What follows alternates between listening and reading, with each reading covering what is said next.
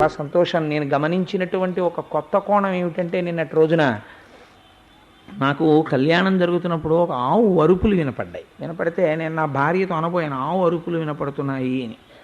వీడికి ఈ భాగవతం మొదలెట్టినప్పటి నుంచి ఇదో వెర్రి పట్టుకుంది, అస్తమానం ఆవులు అరిచే అంటాడు అంటుందేమో అని ఊరుకున్నాను, అనలేదు. నిజం చెప్పకపోవడమే.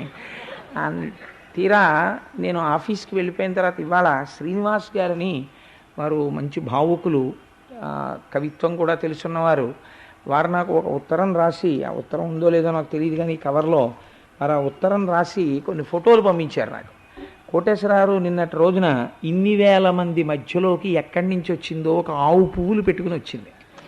వచ్చి అది కృష్ణ పరమాత్మ పల్లకీలో కళ్యాణ వేదిక మీదకి వచ్చినప్పుడు తుమ్మినా దగ్గినా అటువంటి అపశకునములు పరిహరింపబడడం కోసమని విద్వాంసులు మంత్రములను వల్లించారు.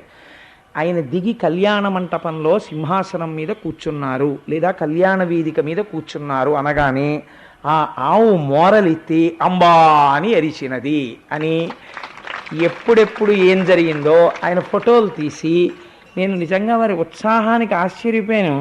అయితే నేను విన్నది నిజమేనన్నమాట అని పొంగిపోయాను.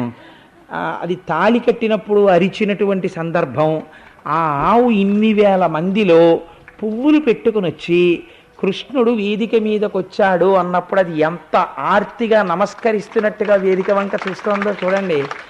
ఈ ఫోటోల్ని ఒక లెటర్ రాసి వారు నాకు పంపించారు. నేను చాలా సంతోషించాను. ఇది నా ఒక్కరి సొత్తు కాదు, మీ అందరూ భక్తితో ఉండబట్టి బహుశా భారతీయులదే యొక్క గొప్పతనం అంతా విశ్వాసంలోనే ఉంది. ఈ ఫోటోల్ని నా దగ్గరే ఉంచుకోవాలి అని నేను అనుకోవట్లేదు. ఈ ప్రసంగం అయిపోయిన తర్వాత ఇప్పుడు డిస్ట్రిబ్యూట్ చేస్తే బాగుండదు కనుక ప్రసంగం అయిపోయిన తర్వాత మీరందరూ వీటిని చూడవచ్చు.